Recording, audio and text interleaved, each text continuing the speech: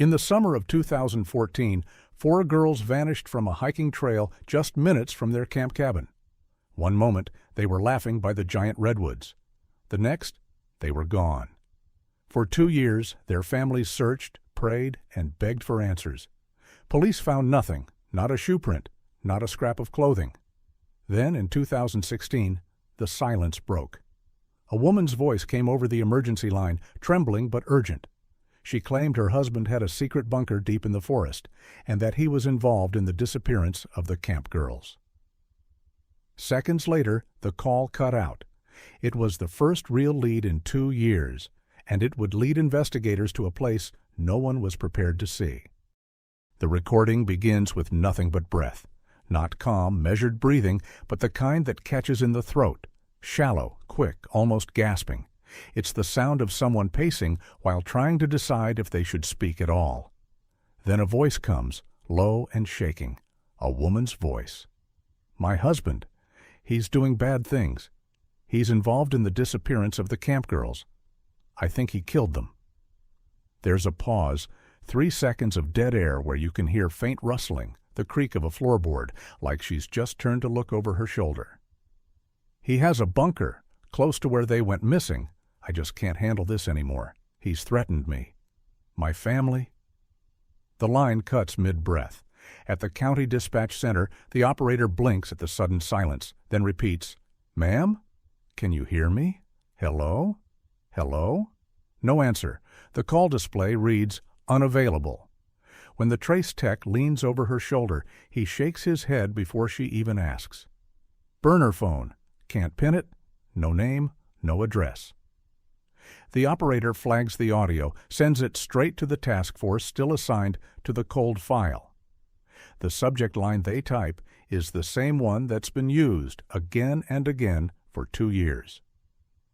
Case 14-0723, Sierra Pines. 2 desks away, Sergeant Tom Heller has just sat down with a paper cup of burnt coffee when the alert pings his phone. 2 years of chasing shadows, 2 years of false sightings, crank calls, and neighbors pointing fingers at each other. And now this. He reads the transcript once, then again, slower. A bunker, not a vague claim, not some ghost story rumor. A structure, a location, and from someone close enough to the suspect to know where to find it. In the bottom drawer of his desk is the case binder, thick, battered, edges curling from being handled too much. He pulls it out and flips to the maps, each one layered with colored ink from past search grids. They've scoured the perimeter around Camp Sierra Pines at least half a dozen times. But if this bunker was concealed, underground, camouflaged, they could have walked over it and never known. Heller calls his captain, gets approval for immediate mobilization. The captain asks the same question Heller's already thinking. Could be a hoax? It could, Heller says, but if it's not, it's the first real chance we've had in 2 years.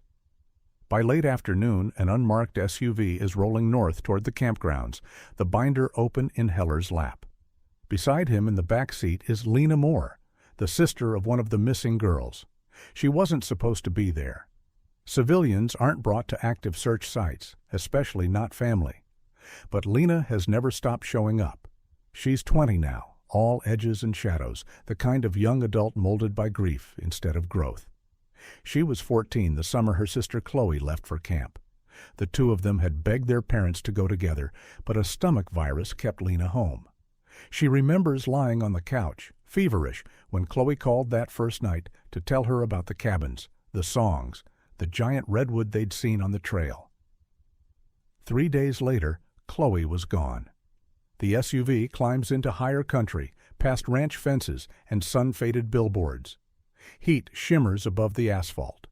The windows are down, letting in the scent of dry pine and the faint sweetness of campfire smoke from some distant property. Heller studies the map, tracing the route to the Parson Jones Redwood, a landmark just off the trail where the girls were last seen. According to the call, the bunker is close to where they went missing. That could mean a quarter mile. Could mean 50 feet.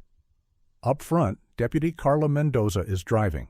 She's been quiet since the start, her eyes scanning every pull-off and side road. She was on the original search detail, remembers how brutal the terrain was.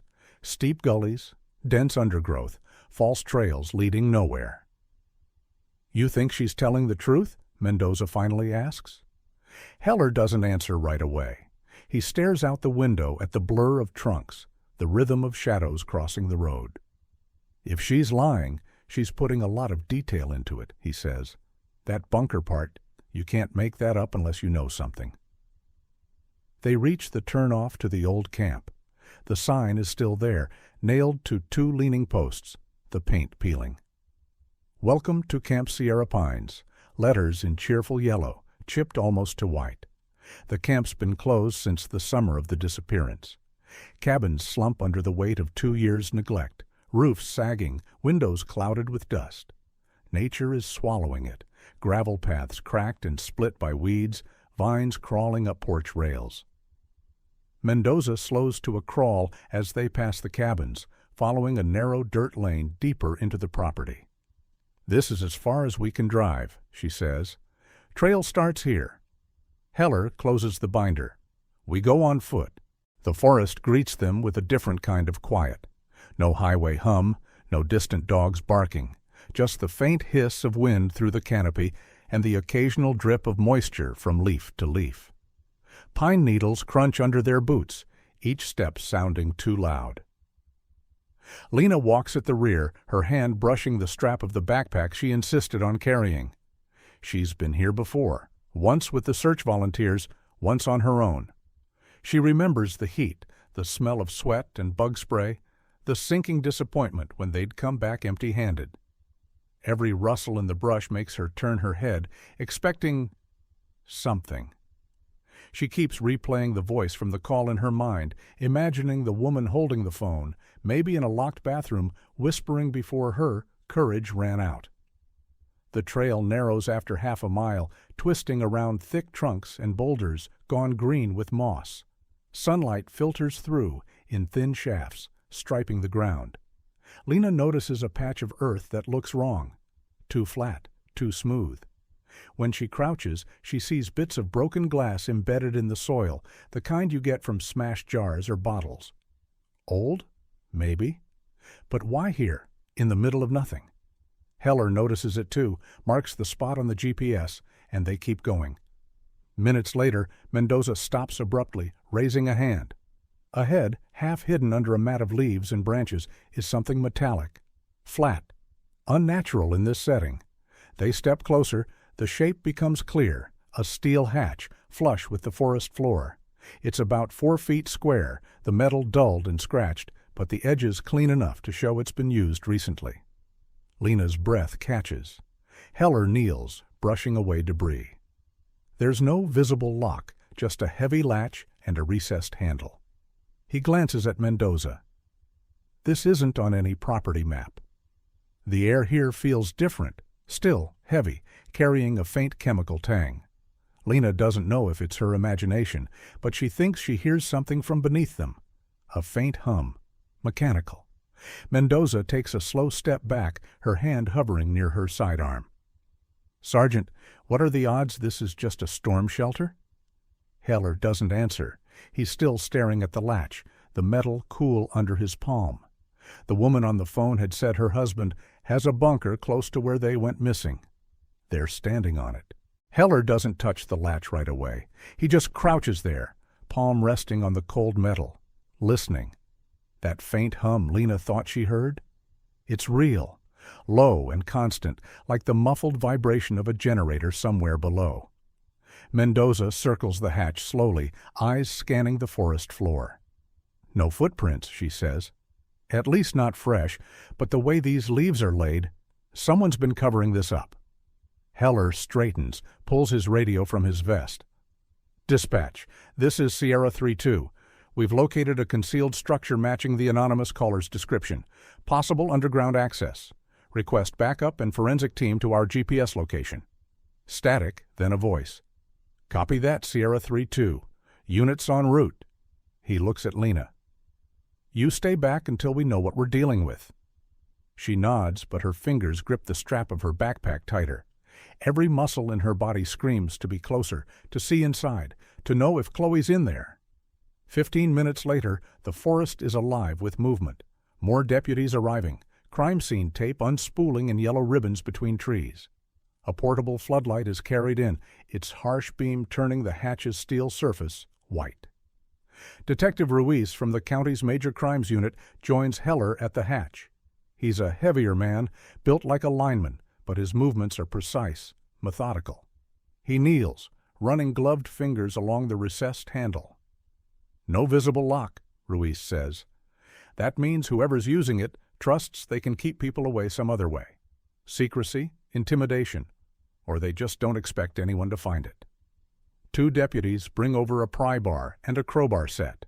Ruiz wedges the thicker tool into the seam and leans his weight on it.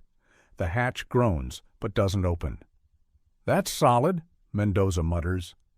"Reinforced from underneath," Ruiz says. "We'll have to break the latch." The metallic snap when the latch gives way echoes strangely in the forest, a sharp, unnatural sound against the hush of wind and pine needles. Ruiz lifts the hatch. Cold, stale air spills out immediately, carrying a faint odor that makes Lena's stomach twist. Damp concrete, metal, and something faintly sweet but rotten underneath. The floodlight's beam cuts down into a narrow shaft lined with wood paneling. A metal ladder drops into shadow. The hum of the generator grows louder, vibrating through the rungs. "Gas-powered by the sound," Ruiz says. "Means someone's been down here recently enough to refuel it." Heller leans over the opening. "2 in front, weapons ready. Mendoza, you're third. I'll follow." A deputy with a carbine slung over his chest swings onto the ladder first. Boots clank on metal rungs as he descends. His voice comes up a moment later. "Bottom clear so far." Concrete floor, 1 door to the east. "Go," Heller orders. The rest follow, their movements careful, deliberate. When Heller's boots hit the concrete, the air changes again, heavier, pressing against the lungs. The space is just high enough to stand upright, walls lined with exposed wiring and shelves holding canned goods, water jugs, and stacks of cardboard boxes. The deputy at the front signals them toward the only door. It's steel, painted beige, with a heavy deadbolt. Ruiz glances back at Heller. If this matches the caller's claim, there could be victims or remains on the other side. Cameras up. 2 body cams blink red as they're switched on. The deadbolt is stiff, but it turns with a loud metallic clunk. Ruiz pushes the door inward. The room beyond is lit by a single bare bulb, its light yellow and weak. Against one wall, 4 cots sit in a row, their thin mattresses covered in mismatched sheets. One set with cartoon animals, 1 plain blue, 1 floral, 1 striped. Each cot has a pillow, each pillow has an indentation, as if someone had been lying there not long ago. Lena, still at the bottom of the ladder, but craning to see, clamps a hand over her mouth. At the foot of each bed is a pair of shoes, sneakers, sandals, canvas slip-ons, arranged neatly, toes pointing out. They're scuffed and dirty, but the pattern is too deliberate to be random. On a wooden chair in the corner sits a pile of folded clothes, Camp Sierra Pines t-shirts, their green lettering crisp and unfaded, impossible if they'd been outside for 2 years. Mendoza's voice is hushed. "These belong to the girls." Heller kneels by the clothes, his gloved hands hesitating before touching them. The fabric is cool, the folds sharp. Whoever kept them like this wanted them clean, ready. On the far wall, a calendar hangs from a nail. Each day is marked with an X in black marker. The last date crossed out is from just 3 days ago. 3 days, Ruiz murmurs. If they were here, it wasn't long ago. Lena can't stand it anymore. She steps into the room despite Heller's warning.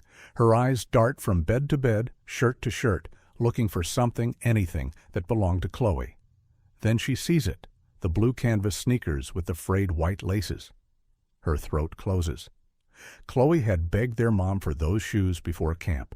She'd worn them in every photo that summer. Lena kneels, her hands hovering over the sneakers, not quite able to touch. The sight of them here, not in a landfill, not in some evidence bag, but lined up like their owner might return any second, feels like a punch to the chest. Mendoza's flashlight beam catches on something near the cots, a scrap of lined paper under one bed. She crouches, retrieves it carefully. It's a note, written in looping, uncertain handwriting. "We can't see the sky. Please tell my mom I'm sorry." There's no name, but Lena knows Chloe's handwriting. Her knees go weak. She sits down hard on the concrete, clutching the note like it's a lifeline. The team moves deeper into the room, checking a small alcove behind a curtain. There's a portable toilet, a crate of bottled water, and shelves of canned beans, fruit, and soup. A battered DVD player sits on a low table next to a stack of discs in plastic sleeves. Ruiz picks one up. The label is written in the same handwriting as the note. Movie night number 12. "Could be harmless," Ruiz says, but there's no conviction in his voice. Heller signals for a crime scene team to be brought down. To Lena, the bunker feels like it's closing in. Every inch of it screams captivity. The airless smell, the low ceiling, the rows of beds like a dormitory in hell. She stands near the ladder, one hand gripping the rung. If Chloe had been here, if she'd slept on that cot, if she'd written that note. Where is she now? Above them, the forest is just a whisper through the open hatch. Down here, it feels like another world, one where the missing girls might have been alive far longer than anyone dared to hope. As they prepare to clear a second, smaller door at the rear of the bunker, Ruiz looks back at Heller. If the caller was telling the truth about her husband, this is just the surface. The real answers might be behind that door. Heller nods, motions for the team to stack up. Lena can hear her own heartbeat in her ears as the first deputy reaches for the handle. The deputies stack up at the rear door. It's smaller than the first, not steel, but heavy wood reinforced with a metal strip along the latch side. Ruiz tests the handle. Locked. He glances at Heller, who nods. "Do it." The first blow from the ram splinters the wood near the hinges. The second knocks the door inward. A wave of air rolls out, damp, sour, with a faint copper tang that makes Lena step back instinctively. The room beyond is narrower than the main chamber, maybe 6 feet wide, 10 feet long. The ceiling is lower, the walls lined with plywood that's warped and stained. Against the right wall, 3 large plastic storage bins sit side by side, their lids secured with heavy duct tape. The tape is frayed in places, the glue dried and curling at the edges, but the bins themselves look used. Recently. Ruiz motions to a deputy with gloves and a camera. "Photograph before you touch anything." The camera's flash pops, momentarily bleaching the details before plunging them back into the yellow glow of the single bulb. Heller moves to the left wall where a metal shelving unit leans under the weight of things. It takes him a moment to process what he's looking at. On the top shelf, 4 backpacks. Different colors, different brands, but all with the Camp Sierra Pines logo stitched on the front. The fabric is stiff with dust, but one still has a faded friendship bracelet tied to the zipper pull. Below that, a row of stainless steel water bottles, all with peeling camp stickers. And under those, a tangle of fabric that, when Heller pulls it free, turns out to be sleeping bags. Each is a different pattern: purple stars, blue plaid, yellow ducks, red swirls. They smell faintly of mildew, but when he unrolls one halfway, a small photograph slips out, a candid shot of 4 girls standing in front of the camp's mess hall, arms thrown over each other's shoulders, the redwood trees towering behind them. Lena's hand flies to her mouth. She knows the photo. Her parents had a copy, framed on the mantel until the day they couldn't bear to look at it anymore. Ruiz moves to the bins. The tape peels back with a sticky, tearing sound. Inside the first, clothing. Piles of it. Some pieces still folded, others balled up like they'd been shoved inside quickly. There are t-shirts, shorts, pajamas, all children's sizes. The second bin holds blankets, thin and worn, and a heap of stuffed animals. A few have their button eyes missing. One is a faded plush fox, its tail half detached. The third bin is the one that makes Ruiz pause. He lifts the lid just enough to see inside, then lowers it again, jaw tightening. Evidence techs will process this. No one asks what it is, not yet. But the change in his voice says, enough. Near the back corner, a small desk is pushed against the wall. It holds a spiral-bound notebook open to a page covered in neat, blocky handwriting. The entries are dated. The most recent is just over a week ago. Day 702, food delivery late. Girls upset. Told them they'll go outside soon. Need to fix the vent before summer heat. Heller flips back through the pages. The earliest entries are from 2 years ago, days after the official disappearance date. They're written in a matter-of-fact tone, like a work log. Day 2, all 4 in place. No issues, kept lights off until dark. Day 9, 1 crying at night, others quiet. Day 30, added more water jugs. We'll need another run to town soon. The neatness of the writing, the calm language, it makes Lena shiver. Whoever kept this log wasn't panicked. They were planning, maintaining. In the corner opposite the desk, there's something else. A locked metal cabinet, waist high. The paint is scratched, the padlock dull with age. "Get me cutters," Ruiz says. When the lock snaps and the doors swing open, the smell hits immediately, stale and chemical, like old cleaning fluid mixed with something sharp. Inside are rows of plastic jugs, each labeled with black marker, bleach, lime, peroxide. On the bottom shelf there's a roll of thick plastic sheeting, heavy-duty gloves, and a pack of zip ties. No one speaks for a moment. Lena turns away, staring hard at the concrete floor, as if looking anywhere else might undo what she's just seen. "Where's the generator?" Heller finally asks. It's behind a second door, this one leading into a narrow alcove. The generator is a squat, noisy beast with a faint trail of gasoline smell. There's also a folding chair facing a small monitor mounted to the wall. The monitor is split into 4 grainy camera feeds. One shows the ladder up to the hatch. Another shows the path leading toward the main trail. The third shows a road shoulder, cracked asphalt, and a faded yellow line. The fourth is static. Ruiz leans closer. "If this thing's been running, someone's been watching for visitors." Lena's voice is small. "Does this mean they were here? All of them?" Ruiz hesitates. "It means they were here at some point." The words land like a stone in her stomach. She looks back toward the cots in the main chamber, the note clutched in her hand from earlier. If Chloe wrote it, it means she was alive long enough to know she might never see the sky again.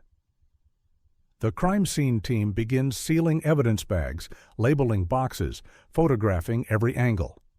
Heller steps aside to radio in the preliminary report to the captain. Caller's tip was accurate. Concealed underground structure, outfitted for long-term holding of multiple individuals. Personal effects confirm connection to Sierra Pine's case. When he hangs up, Ruiz joins him. If the wife's telling the truth, our guy has to be local, knows the terrain, knows how to avoid searches. Someone who blends. Heller glances at Lena, then back at Ruiz. If he's married, she might still be in danger. And if he's keeping people alive somewhere else? "We need to move fast," Ruiz finishes. Up top, the sun is sliding lower, sending shafts of light through the trees. When Lena climbs out of the hatch, the forest feels different, too still. Her mind keeps circling back to one question. If the wife knew enough to call, what finally made her break the silence after 2 years? She's still thinking about it when a deputy emerges from the trees, holding up a hand. "Detective, we've got tire tracks, fresh ones, just off the service road." Ruiz and Heller exchange a look. It's the first real trail that might lead them to the man behind this, and maybe, if there's any chance left, to the girls. The tire tracks curve away from the service road, cutting into the undergrowth before disappearing into the shadow of the trees. They're deep, the tread sharp, the dirt still crumbling at the edges. Ruiz kneels, running a gloved finger along the groove. These are fresh, hours, maybe less. Which means he could still be close, Heller says.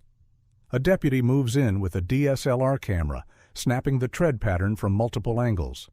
Another crouches beside him with a tape measure. Widths wide, the deputy reports. Full-size pickup or SUV. Mendoza glances toward the hatch. If he knows we found this place... Heller doesn't need her to finish. The suspect could already be on the move, either to flee or to make sure nothing else is found. The decision comes fast. 2 units stay behind to secure the bunker. The rest fan out along the service road in both directions. Lena watches them go, her hands jammed deep into her jacket pockets. She doesn't want to leave the site, but Heller insists she ride in the lead SUV with him and Ruiz. If he's still out here, you're not staying in the open, he tells her. They roll slowly along the cracked asphalt, following the occasional scuff in the gravel shoulder where the tires have clipped the edge. The forest is dense on both sides, branches dipping low over the road. Every so often, sunlight flares through the canopy, throwing long, jagged shadows across their path. After 15 minutes, the tracks veer off again, this time onto a narrow, rutted trail barely wide enough for a single vehicle. Mendoza, in the car behind them, calls over the radio. If he's got a hideout back here, it's off the grid. No power lines, no neighbors. Heller makes the turn. The SUV bumps and sways over roots and rocks, pine needles whispering against the doors. Somewhere in the distance, a woodpecker hammers against a trunk, a sharp, hollow rhythm that feels too loud in the hush. The trail ends in a clearing. At first it looks empty, just a flattened patch of dirt ringed by trees.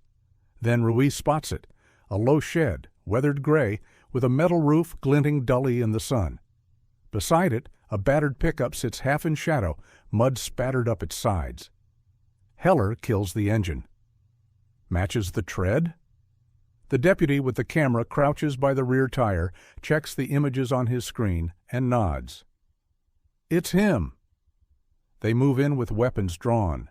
The shed door hangs slightly open, creaking when the wind catches it. Inside, the light is dim, filtering through cracks in the walls. A workbench runs along one side, littered with tools, hammers, pliers, a coil of heavy rope. Shelves hold plastic storage bins, gas cans, and rolls of duct tape. In the corner, a wood stove squats cold and rusting. Above it, tacked to the wall with a bent nail, is a Polaroid photo. It shows a man in his late 40s, tall, broad-shouldered, standing beside a much younger woman with her hair tied back. Both are smiling for the camera, but the woman's smile doesn't reach her eyes. Mendoza takes a closer look. This the wife? Heller stares at the photo, then pulls out his phone and opens the file on the anonymous call. The voice had been distorted in playback, but the rhythm of the speech, the hesitations, they match the tension in the woman's eyes. It's her, he says quietly. On a shelf beneath the photo sits a small, spiral-bound notebook, not like the meticulous log in the bunker, but a jumble of handwritten notes, supply lists, dates, reminders. One line stands out, August 14th, move her before the frost. Her, Ruiz repeats under his breath. Singular. That means at least one girl was alive when he wrote this. The date is from just 3 months ago. They hear it then, the low, distant rumble of an engine. Mendoza is at the doorway in an instant, scanning the tree line. A dark shape flickers between the trunks, moving fast. Pick up, she calls. Coming this way. The team scrambles, fanning out to take cover behind the shed and vehicles. The sound grows louder, the shape resolving into a full-size truck. Not the one in the clearing, but a different make and color. This one dark green with a dented front fender. It slows as it enters the clearing. For a heartbeat, the driver's face is visible through the windshield. A man with a square jaw, close-cropped hair, eyes scanning the scene. Then he sees them. The truck surges forward, tires spitting dirt. "Stop the vehicle!" Ruiz shouts, his voice cracking the stillness. Instead, the truck jerks toward the narrow trail, fishtailing as it tears away. Mendoza is already in the driver's seat of the lead SUV, Heller sliding in beside her. Lena is shoved into the back by a deputy before she can protest. The chase is fast and brutal, the trail barely wide enough, branches clawing at the mirrors, the tires biting into loose dirt. The truck ahead swerves violently to avoid a stump, then barrels through a shallow ditch, mud spraying in arcs. Over the radio, a deputy in the second SUV calls out, "Tag is partially covered, looks like tape over the plate." A quarter-mile in, the trail forks. The truck takes the left. Mendoza follows without hesitation, the SUV jarring over exposed roots. They burst into another clearing, this one smaller, ringed by thickets of blackberry brambles. The truck skids to a stop. The driver's door flies open, and the man jumps out, disappearing into the trees. "On foot," Heller yells, leaping from the SUV. Ruiz and 2 deputies follow. Lena stays in the back seat, heart hammering, watching the gap where he vanished. The forest swallows the sound of pursuit quickly, just the occasional snap of a branch, the faint shouts of the deputies. Mendoza circles the truck, checking the bed. It's empty except for a blue tarp and a dented cooler. Inside the cab, she finds a crumpled flannel shirt on the passenger seat, a pack of cigarettes in the console, and a half-empty bottle of water on the floor. The keys are still in the ignition. 15 minutes later, Heller and Ruiz return, empty-handed. "He knows the terrain," Heller says, breathing hard. "Could have a dozen hideouts in these woods." He leans against the truck, scanning the interior again, and that's when he spots it. A small pink hair tie looped around the gearshift. It's frayed, stretched thin, and tied into the elastic is a single blonde hair. Lena sees it too. Her breath catches. "Chloe's," she whispers. They bag the hair tie, photograph the truck, and call in a tow to impound it for a full forensic sweep. As the sun dips lower, the air cools, shadows lengthen across the clearing. Somewhere out here, the man is watching them. And somewhere, if the wife's call was true, at least one girl is still alive. That night, back at the sheriff's office, the forensics lab begins working on the hair. The match to Chloe will take time, but in the meantime, Heller pushes for the wife's ID to go public internally. When her driver's license photo comes up on the monitor, it's the same woman from the Polaroid. Her name, Erin Callaway. Age, 32. No criminal record. Married to Mark Callaway for 8 years. Mark fits the physical description from the truck sighting. He's a lifelong local, worked as a heavy equipment operator, did seasonal maintenance for Camp Sierra Pines in the summers before it closed. Lena stares at his photo, the square jaw, the close-cropped hair, and wonders how many times her sister might have looked into that face over the past 2 years. Heller studies Erin's file. If she's still alive, she's the key. She knows where he is, but if she's running scared, she's not going to answer the front door for us. Ruiz nods. We'll have to find her before he finds her. And somewhere in the woods, Mark Callaway is already making his next move. The motel room smells like bleach and cigarette smoke. Erin sits on the edge of the bed, one hand wrapped tight around the strap of her purse, the other pressed flat against her thigh to stop the shaking. She's been here for 3 nights. No TV, no lights after dark, curtains drawn tight. Every time a car pulls into the gravel lot outside, she freezes, listening to the sound of the engine, the slam of the door, the muffled voices. In her head, it's always him. The burner phone lies face down on the nightstand. She hasn't touched it since the call. Not because she doesn't want to, but because she's terrified he might somehow hear her voice again, trace her somehow. It took her 3 weeks to work up the courage to make that call. 3 weeks of replaying the sound she'd heard in the bunker on the edge of their property. Muffled crying. Girls' voices. She told herself she was imagining it, that the girls from the news couldn't possibly be there.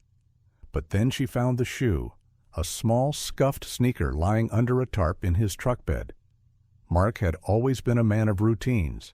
Out before dawn, back before dark. Tools cleaned, boots lined up by the back door. But over the past 2 years, the routines had shifted. Trips into the woods at odd hours, longer absences, his truck loaded with supplies. When she asked questions, his answers were short. Job up north. Helping a friend. Don't worry about it. And if she pressed too hard, his voice dropped into that low, dangerous tone, the one that made her step back.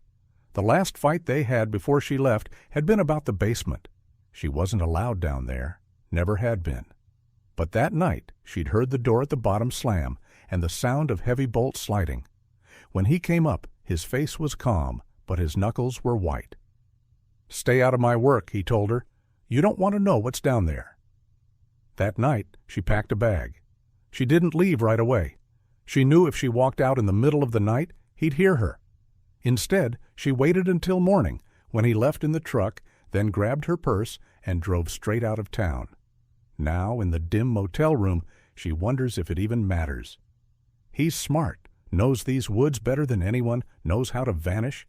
And if he figures out she made the call. Her stomach twists. She closes her eyes and takes slow breaths, counting them out the way she used to when he was in one of his moods. In the sheriff's office, Heller stands over a table littered with photos, the bunker, the cots, the shoes, the hair tie from the green truck. Ruiz is on the phone with the state police, trying to fast-track an APB on Mark Callaway's vehicles. "We put Erin's picture out to every hotel and shelter within 100 miles, Heller says. If she's hiding, she's doing it alone. No family in state." Mendoza adds, "If she's scared enough to call, she's scared enough to run." "We need her alive, Sergeant." They find the lead in the least likely place. A motel clerk in a town 30 miles north calls in, saying a woman matching Erin's photo paid cash for a room 3 days ago. She used a false name, but the clerk remembered her because she asked for the room farthest from the road. "She's still here," the clerk whispers over the line. "I saw her walk to the vending machine this morning." Heller, Ruiz, and Mendoza roll up to the motel just after dusk. The sign buzzes faintly, the neon vacancy flickering between red and dead. The clerk points them toward the last unit on the row. As they approach, Heller knocks softly. "Erin? My name is Tom Heller. We're here to help you. We need to talk about your husband." Silence. Then the sound of movement inside, a quick shuffle of feet, the scrape of something against the floor. "Erin, please," Mendoza says, her voice low and steady. "You're not in trouble, but the girls, if any of them are still alive, we don't have time." The lock clicks. The door opens 2 inches. Erin's face appears in the gap, pale, eyes darting between them. "You can't be here," she says, her voice barely above a whisper. "If he finds out, he's already running," Heller cuts in. "We found the bunker. We know about the girls. You're the only one who can tell us where he's keeping them now." Her gaze flickers, her knuckles white on the doorframe. "I can't." "You can," Ruiz says, "and you have to. He's not here to stop you anymore." For a long moment, she just stands there, breathing fast. Then she opens the door wider. The room is bare, bed unmade, a single duffel bag on the floor, the burner phone on the nightstand. She sits on the edge of the bed, folding her hands tightly in her lap. "I didn't know at first," she says. "I swear I didn't. I thought he was hiding something else. Drugs, maybe. But then I heard them." She looks at Heller, her eyes wet but fierce. "I heard them crying. I heard one of them asking for her mom." Heller keeps his voice even. "Where?" "Another place," Erin says. "Not the bunker you found. That was the first one. He moved them after the last time you searched the woods." Her voice drops. "It's an old hunting cabin, his father's, off a logging road near Miller's Creek. You can't see it from the air because of the canopy. He told me he could keep them there forever, and no one would find them." Ruiz is already on the radio, calling for units to head toward Miller's Creek. Erin grips the bedspread so hard her knuckles go white. "If you go there, you need to be careful. He's got traps, wires. He says it's to keep animals out, but it's for people," Mendoza finishes. Erin nods. Heller glances at Ruiz, then back at Aaron. If he knows you're gone, he'll head there first. Her voice cracks. Then you have to beat him there. Outside, the night is deepening. The air smells of rain, heavy clouds blotting out the stars. As they load back into the SUVs, Heller catches Lena's eyes in the back seat. She's heard every word. "Do you think Chloe's there?" she asks. Heller doesn't lie. "If she's anywhere, that's where she'll be." The convoy pulls out, engines low, headlights off until they hit the main road. Somewhere ahead, hidden in the dark, is a cabin that could hold the last chance to bring at least one of the camp girls home. The convoy kills their headlights 2 miles from Miller's Creek. The gravel road is slick from the drizzle that's been falling since they left the motel, the smell of wet pine heavy in the air. Heller leans forward in the passenger seat of the lead SUV, eyes scanning the GPS map on the dash. "We're close. Pull off here. No sense driving right up." The vehicles ease onto a narrow logging spur, tires crunching softly over wet gravel. They park in a tight cluster, doors opening in unison. The deputies move quickly, checking weapons, adjusting radios, pulling rain hoods over their heads. Lena is told again to stay behind. She doesn't argue this time, not because she's less determined, but because she understands what's waiting out there isn't meant for her to see first. They start on foot. The forest is dense, the canopy blotting out the moonlight, turning the world into shades of black and gray. Rain drips steadily through the branches, pattering on leaves, seeping into their collars. Mendoza takes point, her flashlight held low to avoid giving away their position. After 100 yards, she stops abruptly, raising a fist. The beam of her light catches something across the trail, a thin strand of wire barely visible in the dim glow. It's stretched knee-high between 2 saplings. She crouches, following the wire with her eyes until it disappears into the brush. "Shotgun trap," she whispers. "Trip it, and it fires across the trail." He wasn't kidding about keeping people out. Ruiz nods to a deputy carrying cutters. The wire is snipped. The shotgun, half buried in a crude wooden frame, is unloaded and set aside for evidence. They move on, slower now, every step cautious. The second trap is cruder, a cluster of sharpened stakes hidden under a layer of leaves. The rain has darkened the wood, making them almost invisible. Heller mutters, "This isn't for animals. This is war zone stuff." They dismantle it carefully, piling the stakes to the side. Another 100 yards, and the terrain begins to slope upward. The air feels heavier here, muffled, as if the forest itself is holding its breath. Mendoza halts again, crouching low. "I've got eyes on a light source, 1 o'clock, about 50 yards out." Through the trees, a faint amber glow wavers. Firelight, or maybe an old lantern. It's steady enough to suggest it's indoors. Heller signals for the team to fan out, approaching from multiple angles. The sound of the creek is faint now, just a soft rush behind them. As they close in, the outline of the cabin emerges from the darkness. It's small, 1-story, with a metal roof slick from the rain. The boards are weathered, the front porch sagging under the weight of years. A single window on the front shows the glow they saw, a kerosene lamp on a table inside. No movement, no sound.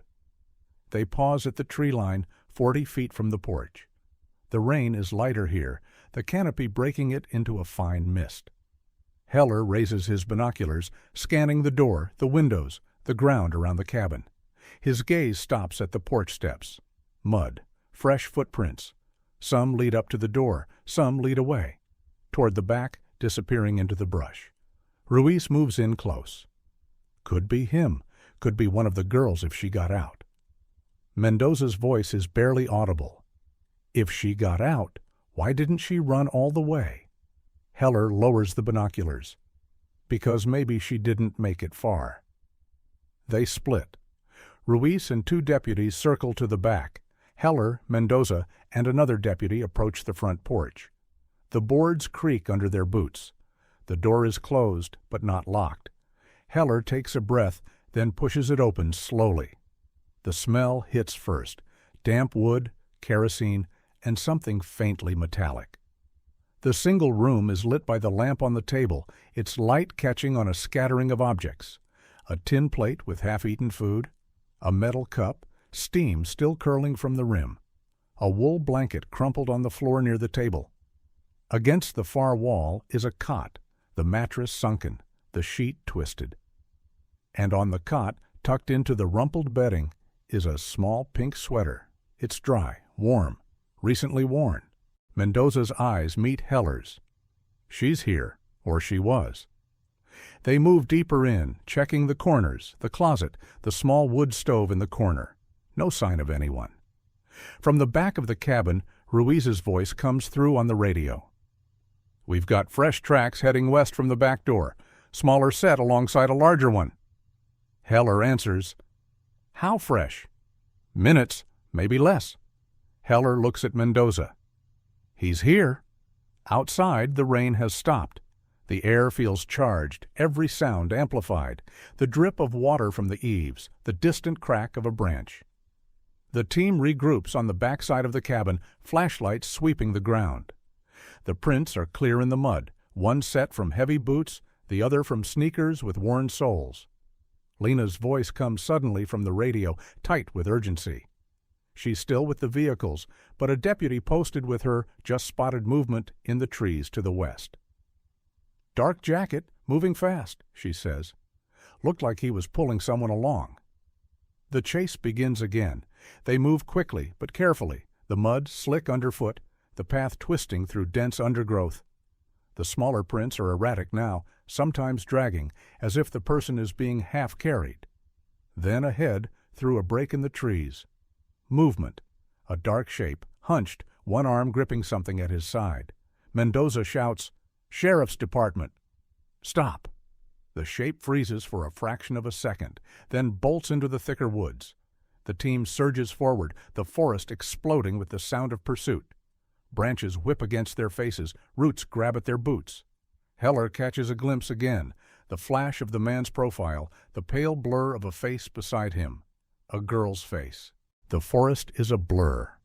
Black trunks, wet branches, the sharp slap of rain-soaked leaves against faces. Mark Callaway moves with the desperation of a man who knows the ground better than anyone chasing him. His boots slam through puddles, grip at roots without hesitation. In his left hand, he grips the thin wrist of a girl. She stumbles, half-dragged, her sneakers slipping in the mud. Every few steps, she catches herself, only to be yanked forward again. "Keep up," he growls, voice low, urgent. From her perspective, the night is all sound and pain, the wheeze of her own breath, the sting of cold air in her lungs, the jolt in her shoulder every time he pulls too hard. Her feet ache, her socks soaked. She hasn't seen the sky in days, maybe weeks. And now the trees seem endless, closing in from every side. Somewhere behind them, voices shout her name. She doesn't dare answer. Heller is 20 feet back, heart pounding, his eyes fixed on the moving shadows ahead.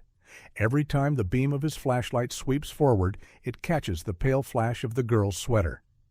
"Mendoza, cut left," he yells. "He's angling for the creek." Ruiz's voice comes through the radio, short of breath. "We've got him pinched between us and the ridge. Don't let him get to the water." Mark hears them too. His grip tightens on the girl's wrist, pulling her toward a thicket. He pushes through, the branches clawing at his jacket, and emerges on the muddy bank of a narrow creek. The water churns from the earlier rain, brown and fast. He hesitates, just long enough to calculate, cross and lose the trail, or double back. The girl uses the moment to wrench her arm. It's not much, but it makes him lose balance for a second. Heller bursts through the thicket. "Mark, it's over!" Mark spins, putting the girl in front of him like a shield. His right hand slips into his jacket pocket. When it comes out, there's the glint of a short-bladed knife. "She's coming with me," he shouts. His voice is ragged, breath steaming in the cold air. "You've got nowhere to go," Heller says, stepping forward slowly, hands spread. "You know how this ends if you keep running." The girl's legs are trembling. She can feel Mark's arm like a vice across her chest. Her mind flashes to the calendar in the bunker, the days marked off. She doesn't know what day it is now. She only knows that this is her one chance. Behind Mark, Mendoza emerges from the trees, moving silent as a shadow. Ruiz comes in from the right, his weapon raised but steady. Mark's eyes flick between them, calculating. "You back off or she gets hurt," he warns. "No one's backing off," Heller says. "You let her go, we'll talk." Mark's laugh is short, ugly. "Talk? You've been looking for me for 2 years? I know what talk means." The girl feels his grip loosen slightly as he shifts the knife in his hand. She doesn't think, she just moves. Her heel slams down on his boot, hard. He swears, his arm tightening instinctively, but it's enough to make him stumble forward. Heller lunges. It's chaos, the splash of water as they crash into the shallows, the knife skittering across the rocks, the girl pulled sideways by Mendoza's arm. "Got her!" Mendoza shouts, hauling her up the bank. Mark thrashes in the creek, shoving at Heller, trying to scramble for the knife. Ruiz wades in, grabbing Mark by the collar and yanking him back hard. The fight is short and brutal. By the time they drag him to the bank, his hands are cuffed behind him, his chest heaving. His eyes dart between them, furious and unblinking. "You have no idea what you've just done," he spits. Heller ignores him, turning to the girl. She's wrapped in Mendoza's jacket now, shivering, her eyes wide and glassy. "What's your name?" Heller asks softly. She hesitates, her lips part. "Clare," she whispers. Lena is there seconds later, breathless from the run. When she sees Clare, she freezes. It's not Chloe, but it's one of the four. Clare looks at her, recognition flickering. "You're her sister." Lena's knees almost give out. She crouches, taking Clare's cold hands in hers. "Where's Chloe? Is she alive?" Clare's gaze drops to the ground. She swallows hard. "I don't know," she says. "He took her away months ago." The words hit like a physical blow. But Heller knows they can't stop here. The rest of the girls could still be somewhere. "Mendoza, get her to the medic team," he orders. "Ruiz, take Callaway to holding. Don't let him say a word without me in the room." Mark's smile is faint but chilling. "You think she's the only one who can't tell you where they are?" Heller leans in close. "We'll see how much you talk when you're not the one holding the knife." As Clare is led away, Lena watches her go, a mix of relief and dread churning in her chest. They have one girl back, but Chloe, and maybe the others, are still missing. And now Mark Callaway is in custody, which means it's time to see what he'll give up, or what Aaron can tell them that he won't. Mark Callaway was brought into custody just before midnight. The next morning, investigators sat him down in a cold interrogation room, the evidence from the past 48 hours laid out in front of him. Photographs of the bunker, the pink sweater from the hunting cabin, the hair tie from his truck, and a list of every item that tied him directly to the camp girls. They asked him where Chloe Moore was. Mark leaned back in his chair, smirking, and said nothing. When they pressed him, he laughed. "You've been looking for me for 2 years. I know how this works. You don't have all of them. And maybe you never will." He denied knowing anything about the girl's current whereabouts, denied that the bunker was used for holding anyone, denied that Clare had been with him willingly. Everything was a flat wall of refusal. But one slip caught Heller's attention. When shown the pink hair tie, Mark said, "Cute kid. Always wanted to explore." It was the first time he acknowledged Chloe in the present tense. While Mark was shutting down in one room, his wife Erin was finally talking in another. Safe in a protected location, she told investigators she had suspected something for months, but had been too afraid to act. She described overhearing muffled crying from the basement of their home and finding a small sneaker hidden under a tarp in the bed of Mark's truck. When investigators told her they had found the bunker, Erin shook her head. "That was the first place," she said quietly. "He moved them after the last search." According to her, Chloe and possibly another girl had been relocated to a second site, an old hunting cabin Mark's father once used, miles deeper into the hills. The location was remote, off a fork in a dirt road past the old mill and close to an abandoned quarry. Aaron warned them about traps along the approach. "He says they're for animals," she told them, "but they're not." Heller now had two paths: Mark, who might let something slip if pushed hard enough, and Aaron, who had just given them their first concrete lead in months. But Mark wasn't giving them a location. Instead, he tried to bargain, offering to reveal where the girls were if he could see Aaron face to face. The request was denied immediately. Time was now the enemy. If Aaron was right about Mark's habits, he might already be heading toward the cabin to move Chloe again. Or worse. By mid-morning, two search teams were mobilizing. One would approach the quarry road from the south, the other from the north, in case the ridge trail had multiple access points. Aaron sketched a rough map from memory: a twisting dirt track, a fork, a steep climb toward the ridge. She couldn't pinpoint exactly where the cabin sat, but she marked the general area with a trembling hand. Her last words to Heller before the convoy left were stark: "If you get there and the place is empty, you're already too late." In the lead SUV, Lena held the photocopy of Aaron's map in her lap, her fingers tracing the lines over and over. The ridge road wasn't far from where Chloe had disappeared 2 years earlier. If the map was right, her sister could be waiting at the end of it. Or she could already be gone. The convoy reached the turnoff to the quarry road just after 11 a.m. Clouds hung low over the hills, the kind that made the air feel heavy, pressing down on every step. The rain from earlier had turned the dirt into a slick, uneven mess, making the drive slow. At the fork Aaron had drawn on her map, Heller ordered both SUVs to cut their engines. From here, they would move on foot. If Mark had set traps the way Aaron warned, a roaring engine could be enough to alert him from half a mile away. They advanced in a tight column, boots sinking into wet earth, the forest closing in on either side. The sound of the creek was faint but constant, a low murmur somewhere below the ridge. Every so often, the wind would shift and bring with it the scent of wet pine mixed with something sharper, the tang of rust or oil. It didn't take long to find the first sign that Aaron had been telling the truth. Across the narrow trail, just above ankle height, was a strand of wire stretched between two saplings. On one side, the wire disappeared into a crude wooden frame hidden under moss. On the other, into a set of eyelets nailed to a tree trunk.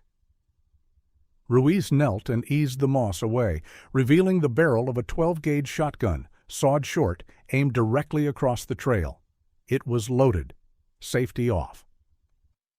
The trap was disarmed carefully and set aside. They pressed on, every set of eyes scanning the ground and trees for the next danger. A few hundred yards later, the trail narrowed, hemmed in by thick blackberry brambles. At the choke point, Mendoza spotted a pit just off to the right, partially covered with rotting branches and leaves. Beneath the cover were sharpened stakes driven into the earth. It was old school but lethal. It confirmed what they already suspected: whoever came this way uninvited was not meant to leave. Beyond the pit, the incline steepened. The path switched back and forth between dense clusters of oak and pine, the air colder here, the canopy thicker. Heller's radio crackled. The second team, coming in from the other side of the ridge, had found tire ruts. Old ones, but they led in the same direction. Every step now carried a sense of countdown. The map Aaron had drawn showed only a rough estimate, but Heller could feel they were closing in. Then they saw it. Through the trees ahead, the outline of a small structure began to take shape. Dark wood, a sloped roof, a chimney leaning at an angle. It sat in a clearing no larger than a tennis court, surrounded by piles of cut logs that had gone silver with age. A single curtain fluttered in the cabin's lone window. There was no smoke from the chimney, no visible movement. They stopped at the edge of the clearing. Heller scanned the ground between them and the porch. Mud, scattered branches, and two sets of footprints, one much smaller than the other. They led straight to the front steps. "Fresh?" Ruiz murmured. "Within hours." The smaller prints had a faint zigzag to them, as if the person had been unsteady. The team split, half circling wide to cover the back, the other half moving with Heller toward the front. The boards of the porch were warped, slick from the rain. The door was shut, but not latched. A faint line of mud traced from the steps to the threshold. Heller drew in a breath and pushed it open. The interior smelled of damp wood and kerosene. A single kerosene lamp burned on a small table, casting a weak amber glow across the room. On the table was a tin plate with half-eaten food, bread, beans, something that had cooled to a greasy sheen. Against the far wall sat a narrow cot, the blanket tangled, the pillow bearing a fresh indentation. On the floor beside it was a small pair of canvas sneakers, mud still clinging to the soles. Heller crouched and touched the fabric of the blanket. Warm? He signaled for the others to check the corners, the small closet, the space beneath the cot. Nothing. No sign of struggle, no blood, but also no sign of Chloe. At the back of the cabin, a second door opened, onto a short set of steps leading down into the trees. It was here that Ruiz found the clearest evidence yet, a trail of prints, one large, one small, heading deeper into the forest. Radio chatter came in from the rear team. "We've got movement about 200 yards west. Looks like a man pulling someone with him. Can't confirm ID." Heller's reply was immediate. "Hold visual. Do not engage until we're in position." They moved fast, slipping down the muddy slope, the trees whipping past. The tracks were easy to follow now, the small prints sometimes dragging, the larger ones planted hard and deep. Every instinct in Heller told him they were minutes behind. The only question was whether they were closing the gap or being led into another trap. At the bottom of the slope, the ground leveled out into a thin strip of clearing. On the far side, a shadow moved, tall, broad-shouldered, one arm locked around the smaller figure beside him. Mark Callaway. And the girl he was pulling through the mud had long, dark blonde hair. Heller's voice was low but sharp. "That's her." They were less than 100 feet away when Mark looked back. For a heartbeat, his eyes locked with Heller's. Then he yanked the girl hard and bolted into the deeper woods. The chase was on again. Mark Callaway crashed through the trees like a man who'd spent his life moving in this terrain. His boots found the dry patches, the narrow gaps, the spots that made no sound. But the girl, Chloe Moore, couldn't match him. Her sneakers slid in the mud, her knees buckled against roots, her breath came in short, panicked gasps. Every stumble slowed him, and every stumble brought the law closer. Heller's boots pounded the ground just yards behind, Ruiz angling to cut them off from the right, Mendoza staying wide on the left. The forest was alive with the sound of pursuit. Shouts, breaking branches, the sharp rasp of breath. They reached a fallen log slick with rain. Mark vaulted it, dragging Chloe with him, but her foot caught. She went down hard, one hand sinking into the mud. That hesitation cost him. Heller lunged over the log, catching Mark's jacket at the shoulder. The fabric ripped, but it broke his momentum long enough for Ruiz to slam into his side. The three men went down in a tangle, sliding into the leaves. Chloe scrambled away, gasping, her hands gripping the wet earth as Mendoza reached her. "You're safe," Mendoza said quickly, her jacket already coming off to wrap around the girl. "We've got you." Mark fought like a cornered animal, his teeth bared, fists striking wherever they landed. Heller absorbed a blow to the ribs, turned it into leverage, and wrenched Mark's arm behind his back. The cuffs clicked shut with a sound that seemed to punctuate 2 years of searching. "You're done," Heller said, voice low, breath steaming in the cold air. Mark only smiled, not wide, but enough to make Heller's skin crawl. Chloe was shaking so hard Mendoza had to steady her on the walk back to the ridge. Her voice was hoarse, barely more than a whisper. "Is my sister here?" she asked. Lena was waiting at the edge of the clearing, her hair plastered to her face from the rain. When Chloe saw her, she stopped moving. For a heartbeat, neither of them spoke. Then Chloe's legs gave out, and Lena caught her. They sank to their knees in the mud, holding on like they might never let go. The medics moved in, checking Chloe's vitals, asking her name, her age, if she could remember the last time she'd eaten. She answered in short bursts, glancing often toward Lena, as if afraid she'd disappear. When Heller crouched beside them, Chloe's eyes darted to his. "Are the others okay?" she asked. He didn't have the answer she wanted. "We're going to find them," he said. "But you're safe now. That's what matters today." Mark was loaded into the back of a cruiser, his head ducked, his expression unreadable. Erin Callaway, when told of his capture, didn't cry. She only asked one question. "Did you find all of them?" When the answer came, "No, not yet," she closed her eyes and nodded, as if she'd expected it.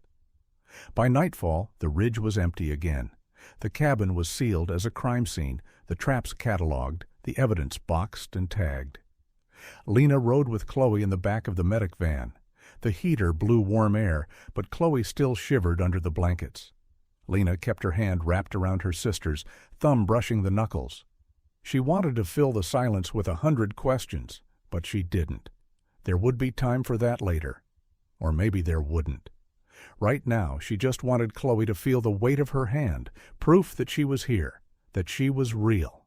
The days that followed were a blur of interviews, medical exams, and news crews camped outside the sheriff's office. Clare and Chloe were reunited briefly, clinging to each other with the kind of understanding only they could share. Mark Callaway was charged with multiple counts of kidnapping, unlawful imprisonment, and aggravated assault. He refused to give up the locations of the other two girls. Search teams combed the hills and abandoned structures in a 20-mile radius. Leads came in, most of them dead ends, but no one stopped looking. On the third night after the rescue, Lena sat in Chloe's hospital room. The machines were quiet now, the only sound the steady rhythm of Chloe's breathing. A paper cup of water sat untouched on the table. Beside it, folded neatly, was the same pink sweater they'd found in the cabin. Chloe had asked to keep it close. Lena reached out, brushing a loose strand of hair from her sister's forehead. "You're home now," she whispered. Chloe's eyes opened slowly. She looked at Lena for a long moment before saying, "Not all the way." The words sank deep, the weight of what was still missing filling the space between them.